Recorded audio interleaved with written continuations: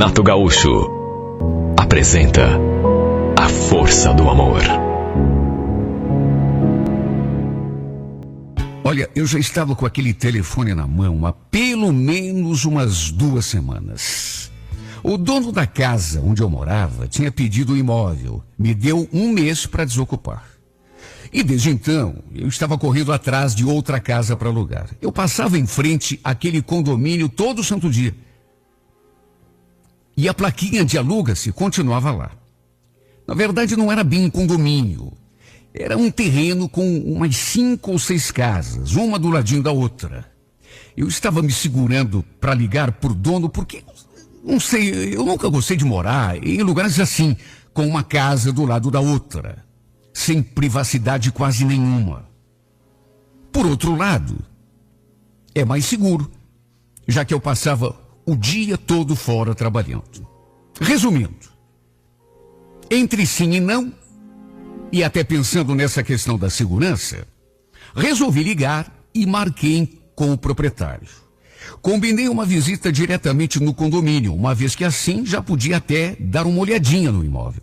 No que cheguei, dei de cara com um homem aparando a grama da entrada. Perguntei: boa tarde, você por acaso conhece o Ezequiel? Ele sorriu. Tá falando com ele. Ah, é você? Então, a gente combinou por telefone de você me mostrar a casa que tá para alugar, você lembra? Ah, sim. Você deve ser a Jaqueline, né? Tá bom. Olha, eu não sei explicar exatamente a sensação que eu tive diante daquele homem ali aparando a grama. Só sei dizer que foi uma coisa diferente. Quando conversamos por telefone, eu imaginei um homem bem vestido, alinhado, até porque era o dono de todas aquelas casas. E a gente, quando conversa com uma pessoa por telefone, uma pessoa que a gente não conhece pessoalmente, sempre faz uma imagem. Pois eu fiz uma imagem completamente diferente daquela que eu estava testemunhando ali. Então, na minha cabeça, era um homem de paletó, gravata, né? Aí, de repente, me deparei com uma pessoa bem simples, de bermuda, sem camisa, todo suado, cortando a grama do jardim da entrada. Se bem que o que me deixou perturbada mesmo nem foi isso, e sim o jeito dele. A maneira como ele falava, como ele gesticulava, como olhava para mim. E principalmente o sorriso. Que sorriso bonito. Sabe aquela pessoa com um sorriso largo, aberto? E não apenas o sorriso, mas também o físico. Me senti balançada. Ele chegou a se desculpar por me receber daquele modo. Todo suado, todo sujo de terra, e explicou que ele mesmo fazia os serviços do condomínio. Tipo aparar a grama, consertar o encanamento, uma fiação, a pintura. Até quando estragava um chuveiro, o pessoal pedia para ele consertar. Para dizer a verdade, eu adorei o jeito dele. Sabe aquela pessoa simples, sem frescura? Tinha dinheiro até porque era o dono de todas aquelas casas. De maneira que pobre não era. Mas era um homem simples, ao contrário de muita gente que eu conhecia, e que só porque tem os trocados se acha o último biscoito do pacote, trata as pessoas com arrogância. Ele não. Havia 8 casas construídas no terreno, e não apenas 5 ou 6, como eu imaginava. Ele morava na primeira, aliás, a mais bonita, e a casa que estava para alugar era justamente a segunda. O valor do aluguel até que não era alto, pouca coisa a mais do que eu pagava onde morava, de modo que coube perfeitamente no meu orçamento. Antes mesmo de vencer o prazo que eu tinha para entregar a outra casa, eu já tinha me mudado. Nos finais de semana, da minha janela, eu ficava às vezes observando o Ezequiel andando de um lado para o outro. Ele estava sempre por ali. Era uma pintura no muro, Um aparo na grama, uma troca de telha, um beiral. Ele estava sempre fazendo alguma coisa. E a verdade é que aos poucos eu fui me sentindo atraída por ele. Bom, nessa época, fazia uns 3 anos que eu não tinha ninguém. Depois que me separei, até cheguei a ficar com um ou outro homem, mas, sabe, coisa passageira, assim, nada de mais sério. Aí, de repente, me deparei com aquele homem que só de olhar já me deixava estranhamente perturbada. Ele era casado. Essa era a parte ruim da história. Eu já tinha visto a sua esposa algumas vezes, inclusive. Mas tudo assim de passagem. A gente nunca tinha conversado mais demoradamente.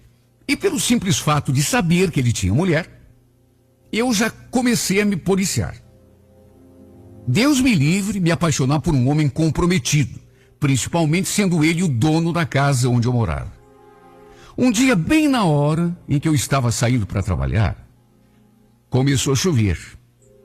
Sabe aquela chuva repentina? Chuva de verão? E o pior é que me pegou sem proteção nenhuma. E a única saída foi correr para debaixo de uma marquise. Foi quando vi aquele carro se aproximando e encostando bem do ladinho da calçada. Um carro que, aliás, eu conhecia bem, pois era o carro do Ezequiel.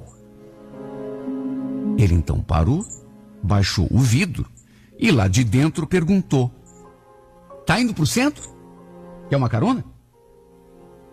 Não pensei 2 vezes, até porque eu já estava atrasada. Se fosse esperar que aquela chuva parasse, sei lá a que horas chegariam no serviço. No entanto, eu não me sentia à vontade dentro daquele carro. Mal consegui encará-lo. O motivo eu sabia.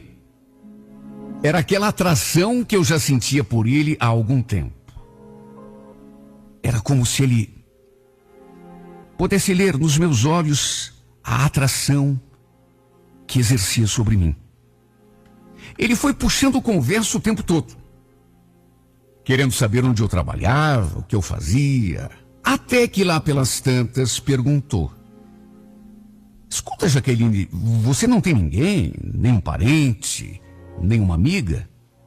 Desculpe a minha curiosidade, mas é que desde que você se mudou ali pro conjunto que eu nunca vi ninguém te visitando. Seus pais moram aonde?" "Meus pais são de Santa Catarina, Joinville." "Ah, sei. E os teus irmãos? Moram com eles? Quer dizer, se é que você tem?" "Eu tenho sim. 2 homens e mais uma mulher. Eles moram com os meus pais, lá em Joinville." "E namorado? Você tem namorado?" "Não, no momento pelo menos não." "Tá brincando? Bonita desse jeito e sem ninguém? Que desperdício."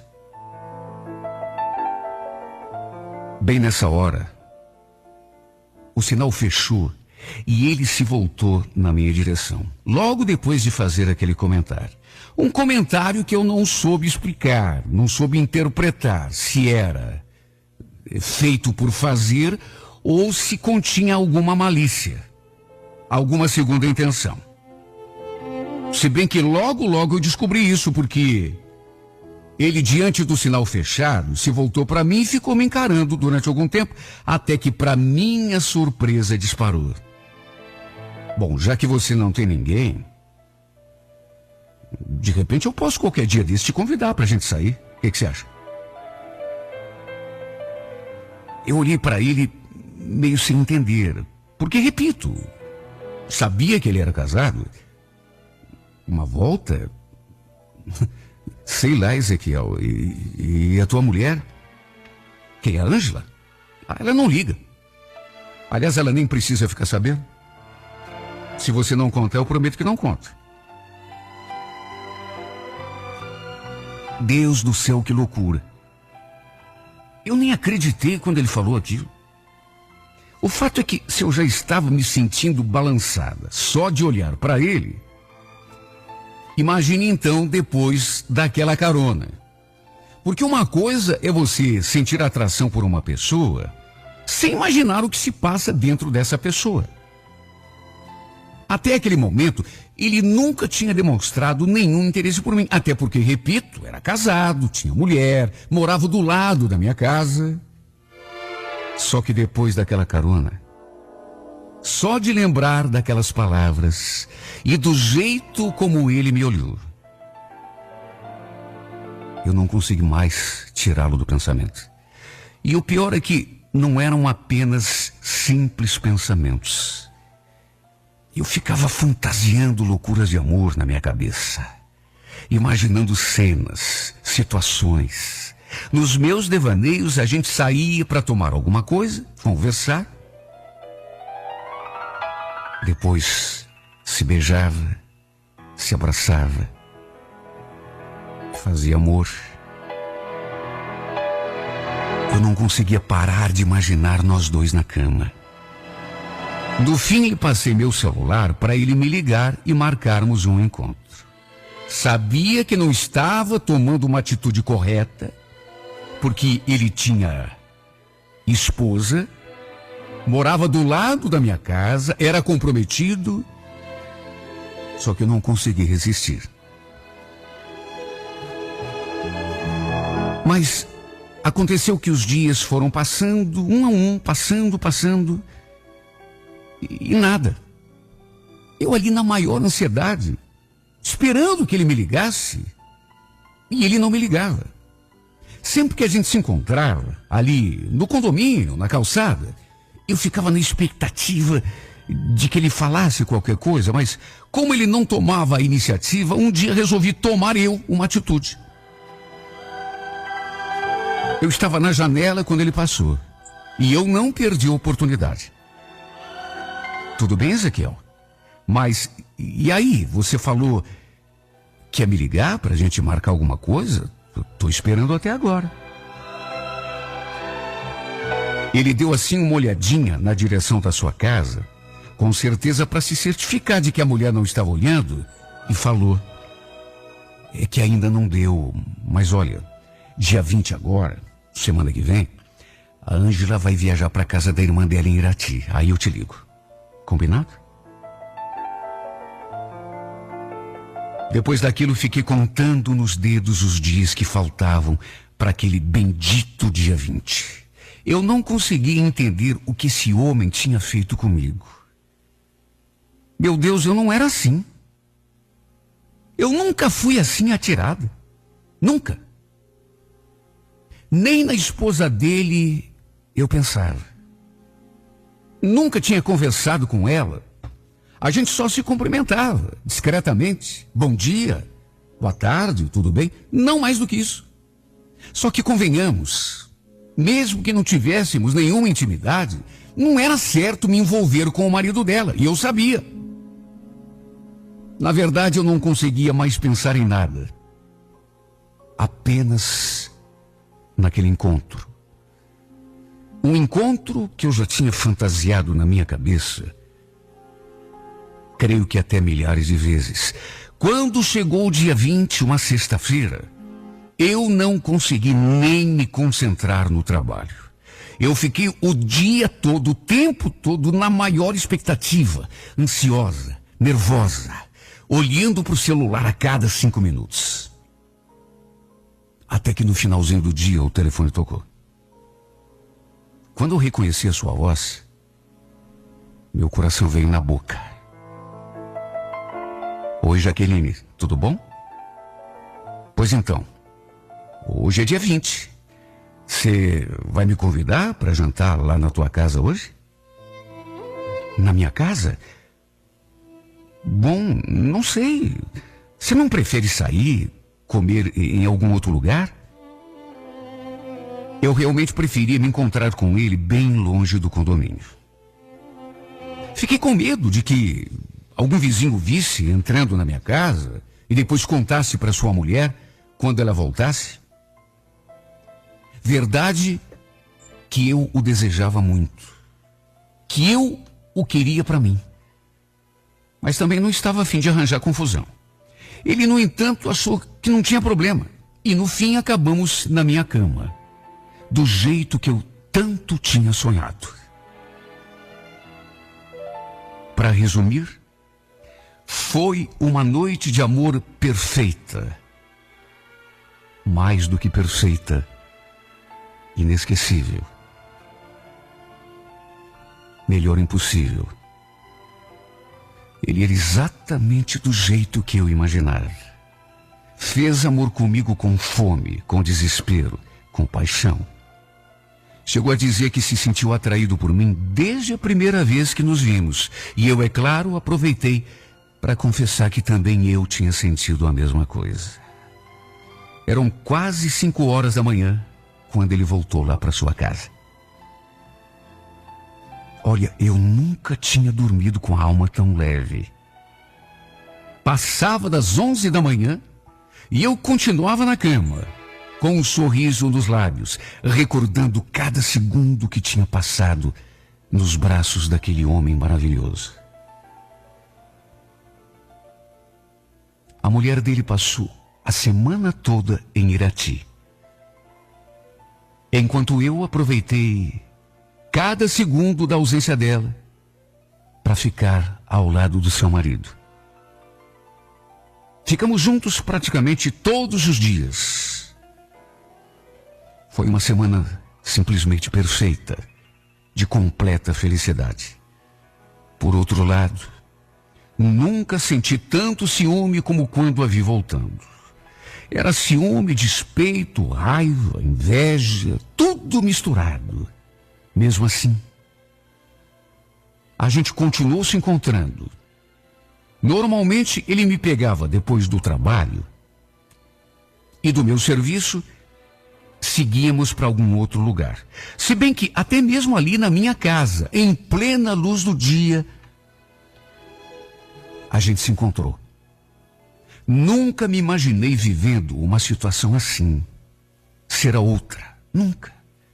Mas descobri que toda moeda tem dois lados. Eu me recriminava, eu me censurava, eu me condenava, só que não conseguia dizer não quando ele me chamava para sair. Até que um dia, chegando do serviço, eu dei de cara com a Ângela, esposa do Ezequiel. Sentada na soleira da porta, fumando um cigarro.